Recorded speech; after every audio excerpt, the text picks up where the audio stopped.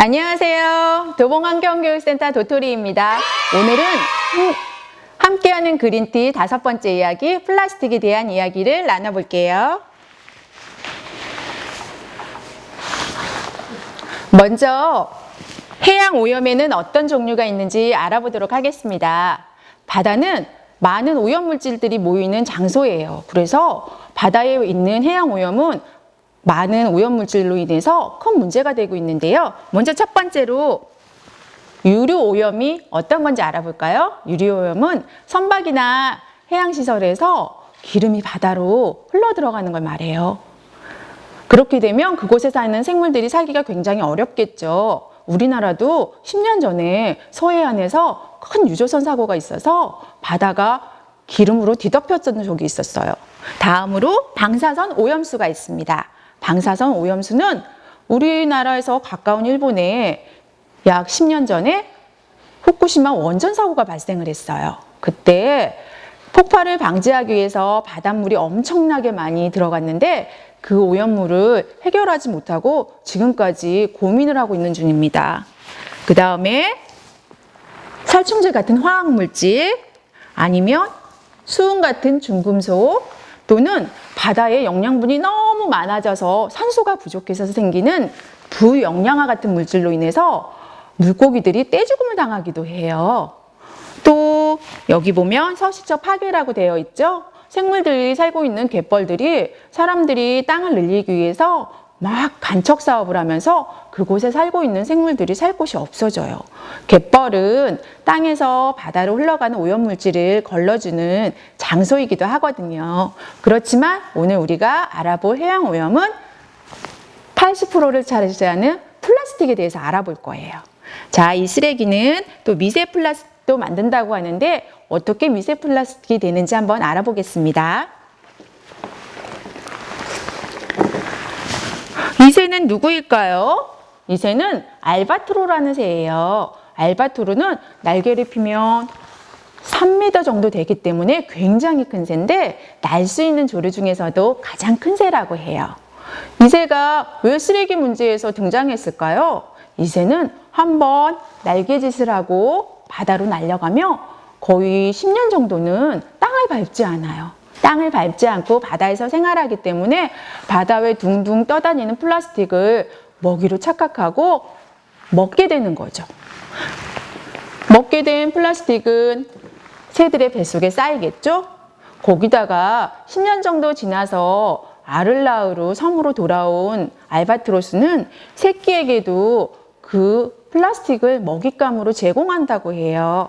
여기 사진에 보면 엄마 새가 아기 새에게 음식물로 플라스틱을 먹이고 있어요. 플라스틱을 먹은 아기 새는 뱃속에 플라스틱이 쌓이고 그리고 그 플라스틱은 배출되지 않기 때문에 아기 새의 뱃속에서 계속 쌓여 있는 거죠. 배는 부르지만 영양분은 없는 데다 독성까지 있기 때문에 아기 새는 서서히 죽어가게 되는 거예요. 이 사진은 크리스 조던 감독이 10년 동안 미드웨이 섬에서 이 알바트로스의 생애를 기록한 다큐멘터리 영화 알바트로스예요. 이 영화로 인해서 전 세계 사람들이 바다 위를 둥둥 떠다니는 플라스틱이 얼마나 위험한 것인지 알게 되었죠. 왜 플라스틱은 이렇게 많이 바다로 들어가고 있을까요? 플라스틱은 150년 전에 발견이 되었다고 해요. 발견이 된 게 아니라 이제 발명을 한 거죠. 그런데 이 플라스틱의 재료는 석유예요. 원유에서 액체에서 고체로 만드는 과정에서 다양한 물질이 만들어져요. 이렇게 다양한 물질들은 우리 일상생활에서 굉장히 편리하기 때문에 여기저기 많이 사용하게 된 것이죠. 이렇게 많이 무분별하게 사용하다 보니까 이 쓰레기들은 어디로 갔을까요? 자, 유럽 환경연합이라고 하는 단체에서는 2010년도까지 1270만 톤이 벌써 바다로 흘러 들어갔다고 해요. 그리고 이런 속도라면 아마 50년 후면 바다에 해양생물보다도 플라스틱 쓰레기가 더 많을 거라고 예측하니까 조금 무서운 생각이 들죠? 자, 우리 집에서 왜 플라스틱이 나올까요?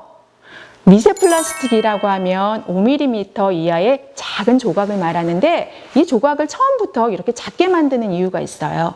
그것은 우리가 사용하는 생활용품의 재료로 사용하기 위해서 그러는데 예전 몇 년 전에 치약이나 세수할 때 씻어내는 화장품에서는 이 미세 플라스틱이 얼마나 위험한지 알기 때문에 사용을 못하게 했어요. 그렇지만 지금도 사용되고 있는 장소가 있죠. 우리가 냄새가 나면 기분이 좋지 않으니까 옷에 향기를 품기 위해서 섬유유연제를 넣죠. 이런 섬유유연제 알갱이에도 미세 플라스틱으로 되어 있고요. 또 우리 깨끗하게 닦기 위해서 가정용 세정제를 쓰는데 거기는 그 세제를 닦아내는데 연마제를 사용한다고 그래요. 이렇게 우리가 알고도 사용하는 1차 미세 플라스틱이 있는가 하면 우리는 의도하지 않았지만 배출되는 2차 미세 플라스틱이 있어요. 이 2차 미세 플라스틱은 페트병처럼 큰 페트병이 잘게 조개져서 5mm 이하로 잘게 조개지는 것을 말해요. 우리 건강을 위해서 티백에 있는 녹차를 뜨거운 물을 부어서 마시잖아요. 그러면 그 티백에서 미세 플라스틱이 나온다고 해요. 그리고 우리가 입는 이런 옷도 합성 섬유로 만든 거를 세탁을 하는 과정에서 미세 플라스틱이 발생이 되면서 하수구로 흘러 들어가는 거죠. 또 하나 태풍이나 홍수가 나서 큰 플라스틱들이 바다로 들어가면 그 바다에 있는 플라스틱은 햇빛을 받고 바람을 받으면서 점점 작아져요. 그래서 미세 플라스틱이 되는 거죠. 이 미세 플라스틱은 왜 우리한테 더 위험할까요? 미세 플라스틱은 너무너무 작아요. 너무너무 작아서 정수시설이나 하수시설에서 걸러지지 않고 그대로 바다로 흘러들어가는 거죠.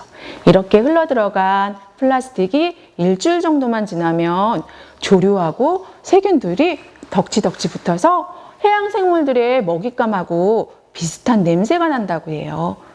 그럼 물고기는 그걸 먹잇감으로 착각하고 먹게 되는 거죠. 이렇게 먹게 된 미세 플라스틱은 더 큰 물고기가 먹겠죠?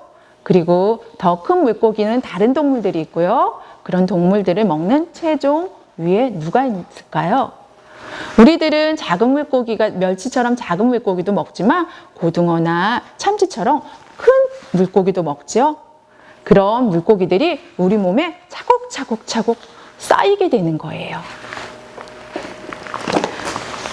그럼 이렇게 미세 플라스틱이 모두 해양 생물들만 먹어서 우리가 먹게 되는 걸까요? 우리는 요리를 할 때 소금을 사용하지 않는 게 없죠. 소금에도 미세 플라스틱 조각이 발견되었다고 하니까 우리가 먹는 조개나 물고기, 소금, 오징어 이런 데에서 계속해서 우리 밥상에 올라오고 있는 거예요. 자, 이렇게 올라오는 것 중에 조개나 굴은 내장을 제거하지 않고 우리는 그대로 먹죠?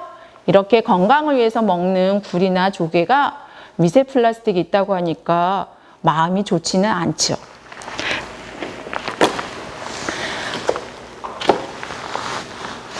여기서 보면 플라스틱 사회에서 살아남기라고 선생님이 제목을 정했어요. 어떻게 하면 살아남을 수 있을까요? 자, 플라스틱은 너무너무 많고 넘쳐나기 때문에 우리가 플라스틱을 하나도 사용하지 않고 살아간다는 것은 거의 불가능한 일일 것 같아요. 우리가 할 수 있는 일은 있죠. 뭐가 있냐면 카페에 갔을 때 텀블러를 이용한다거나 아니면 배달 음식을 시켰을 때 자, 가게에 있는 그릇에 담아 오시면 제가 바로 저희 그릇으로 옮겨 담고 그릇은 돌려드릴게요 라고 말하면서 부탁을 할 수도 있어요. 근데 그렇게 부탁할 수 없는 한 가지가 있어요. 우리가 장을 보러 갔을 때 두부나 야채나 이런 것들이 소포장이 되면서 작은 용기에 담겨져 있는데 그런 것들이 다 플라스틱이라고 해요. 그런 거를 봤을 때는 정말 가슴이 막막하죠. 우리가 장난감을 사도 많은 커다란 플라스틱 포장 용기에 담겨 있는 거 보면 나 이렇게 조금만 줄여도 플라스틱이 줄어들까 하는 그런 생각을 가질 수는 있지만 우리가 할 수 있는 일은 작은 일부터 실천하는 거예요. 자, 장바구니를 들고 장을 보러 갔을 때 다회용 용기를 가져가는 거예요. 그럼 물기가 있는 생선이나 고기는 여기다 담아주세요 라고 한다거나 아니면 비닐봉지 대신 에코백을 가져가서 따로 담아야 되는 야채들은 거기다 담으면 되겠죠. 또 하나 PVC 랩을 비즈왁스 랩으로 바꿔서 사용하는 건데 오늘은 이것을 저희가 체험을 할 거예요. 그리고 요즘에는 택배를 굉장히 많이 시키죠. 택배를 시킬 때 대부분 먹는 음식에는 아이스팩이 들어와요. 이 아이스팩도 플라스틱이라고 그래요. 그래서 그 아이스팩을 그대로 잘라서 하수구에 버리면 우리는 다음에 우리 식탁으로 돌아오는 아이스팩을 먹는 거겠죠. 그 대신 물로 충전된 아이스팩을 사용하는 것도 좋은 방법인 것 같아요.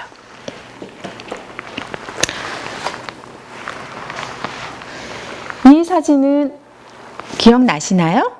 자, 우리 가족환경 실천 달력에서 이 알바트로스가 있는 달력을 한번 꺼내 볼게요. 자, 이 알바트로스의 뱃속에는 뭐가 제일 많이 있을까요? 이 알바트로스의 뱃속이 바다라고 생각하고 어떤 물질이 가장 많은지 한번 세어볼 거예요. 자, 플라스틱이 제일 많네요. 이렇게 플라스틱이 많은 이유는 그 편리성으로 인해서 많이 사용했기 때문이겠죠? 지금 동영상을 실천하고 있는 오늘부터 일주일 동안 우리는 플라스틱 없는 우리 가족이라고 체험을 해볼 거예요. 그래서 플라스틱을 줄이는 우리의 활동을 사진을 찍어서 카카오톡에 인증샷을 남겨주세요. 그리고 지금 엄마와 함께 보고 있는 이 동영상도 촬영을 해서 카카오톡에 올려주시면 되고요. 자, 얼마나 우리는 일주일 동안 플라스틱을 줄였는지 이번 주 사용한 플라스틱 횟수도 이곳에 적어주세요. 우리가 편리하다는 이유로 사용하고 있는 플라스틱으로 이렇게 생물들이 죽어가고 있다고 생각하니까 마음이 아프시죠? 이런 생물들이 죽어가고 있는 것을 우리는 또 한 번 기억해야 됐으면 좋겠습니다. 미세 플라스틱은 재활용이 되지 않아요. 미세 플라스틱은 재활용이 되지 않기 때문에 우리가 실천할 수 있는 방법으로 첫 번째는 플라스틱을 사용하지 않는 것입니다. 그리고 두 번째는 다시 사용하는 거죠. 그리고 마지막이 올바르게 분리배출하는 거예요. 미세 플라스틱은 자연에서 만들어지는 물질이 아닙니다. 미세 플라스틱은 사람들이 만드는 거기 때문에 미세 플라스틱을 줄이는 방법도 바로 우리가 해야 될 일이라고 생각돼요. 자, 오늘은 미세 플라스틱을 줄이는 방법으로 대안용품을 만들어 볼 건데요. PVC 랩 대신 사용할 수 있는 비즈왁스 랩을 만들어 보도록 하겠습니다.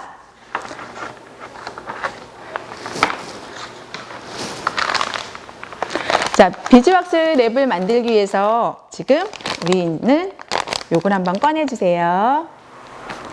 자, 지금부터 비즈왁스 랩 만들기를 체험해 보도록 하겠습니다. 이 비즈왁스 랩을 만들기 전에 필요한 도구가 있는데요. 불하고 그다음에 후라이팬과 그다음에 집게가 필요하세요. 그다음에 저희가 받은 이 체험 키트를 열어서 내용물을 확인하겠습니다. 자, 천과 이런 벌 모양이 생긴 블럭이 있습니다. 자, 준비되셨나요? 자, 이 블럭은 호호바 오일과 밀랍은 벌이 만들어준 물질이죠. 그 다음에 소나무에서 나온 송진가루, 이 세 가지를 섞어서 이렇게 벌집 모양으로 만들어 놓았어요. 자, 지금 불을 약하게 켜보도록 하겠습니다.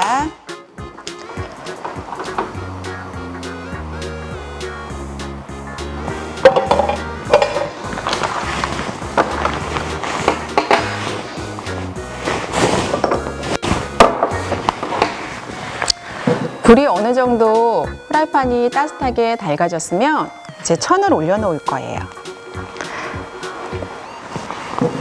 자, 한쪽 부분부터 천을 올려놓고, 자, 밀랍이 이 비즈왁스가 녹을 수 있도록 기다려줍니다.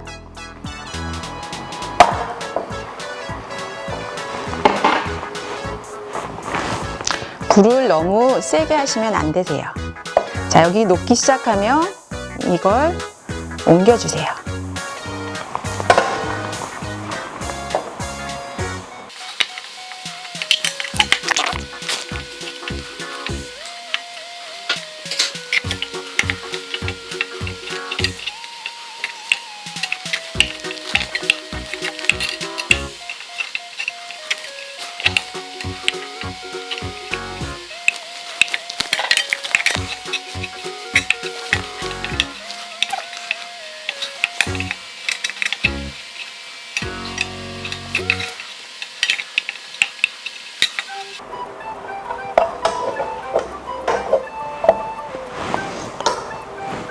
하나가 다 녹으면 다음 걸 올립니다.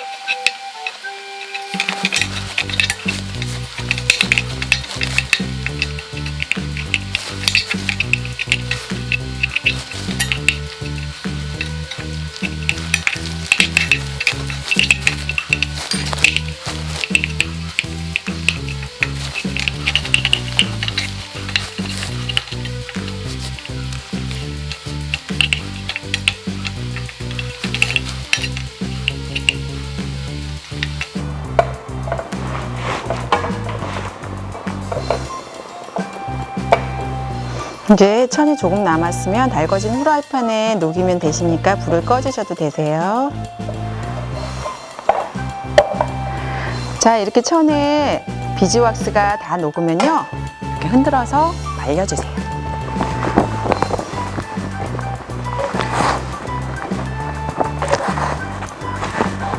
그럼 이 비즈왁스 랩은요, 오염이 되거나 그러면 가벼운 찬물로 딱딱딱딱딱 닦아주시거나 그러면 6개월 정도 사용이 가능합니다.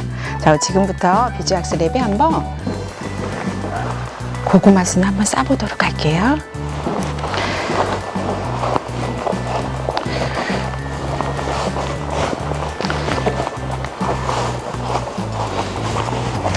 이렇게 야채를 보관하거나 아니면 과일을 보관해도 가능하고요.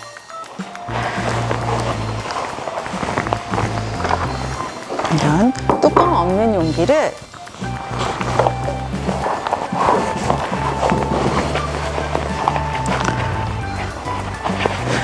비닐랩 대신 사용도 가능하세요. 이렇게 비즈왁스 랩을 사용하시다가 더러운 게 묻거나 아니면 이물질이 묻었을 때는 찬물로 가볍게 씻어서 재사용이 가능하세요. 그렇게 사용하셔도 접착력이 떨어지시면 저희가 아까 만든 비즈왁스 랩에서 남아있는 조각들을 보관해 두셨다가 후라이팬에 아까처럼 낮은 온도에서 가열해서 녹여주시고 재사용하시면 될 것 같으세요. 자, 오늘은 함께하는 그린티 5번째 이야기 플라스틱에 대해서 알아보았는데요.